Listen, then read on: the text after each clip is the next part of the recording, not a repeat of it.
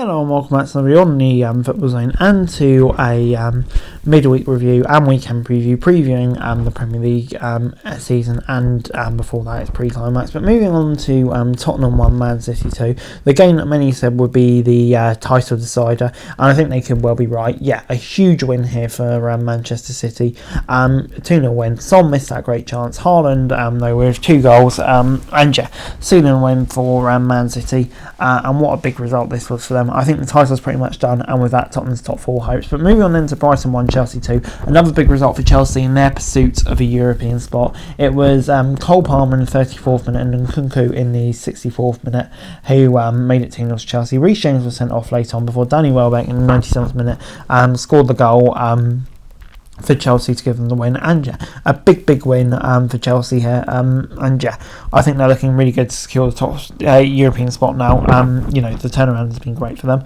Moving on into a big win for Manchester United, defeating Newcastle, and yeah, like I say, I bigged it up at the beginning as a really big chance for United to kind of claw back their hopes against a spot, and so it proved. Maino in the 31st minute before Gordon equalised. Diallo made it 2-1, and Højlund 3-1 before Lewis Hall got a late consolation goal. But in the end, United held on, and yeah, for a massive win, I think it's fair to say.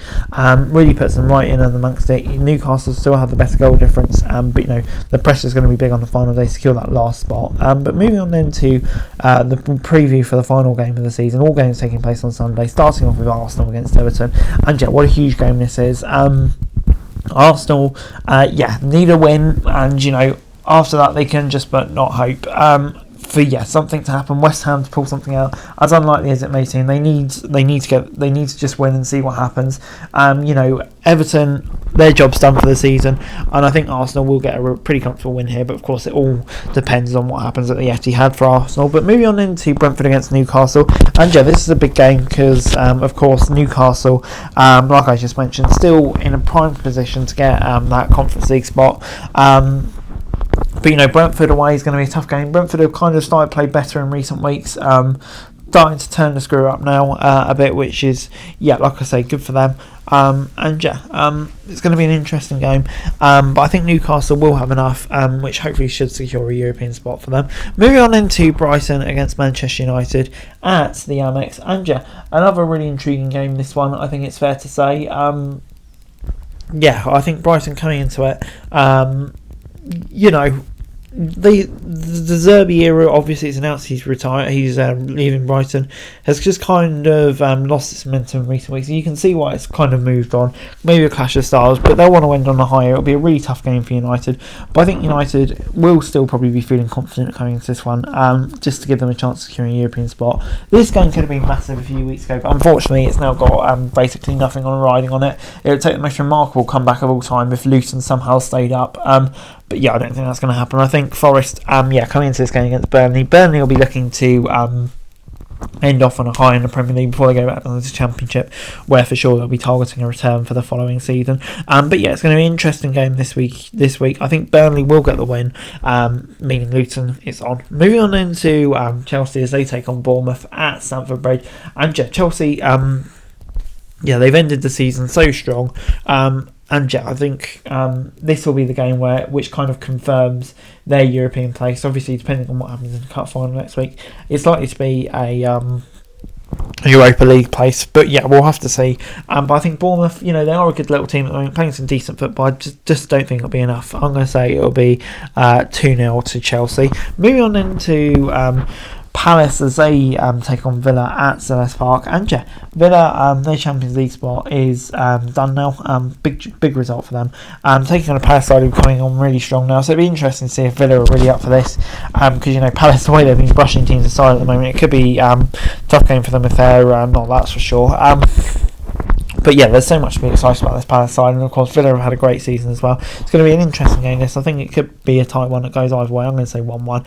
Moving on then to Liverpool against Wolves, and of course, I don't think many people will really be focusing on what happens on the pitch in this game. It will more be on the dugout after the match, celebrating Jurgen Klopp and the amazing job he's done at Liverpool.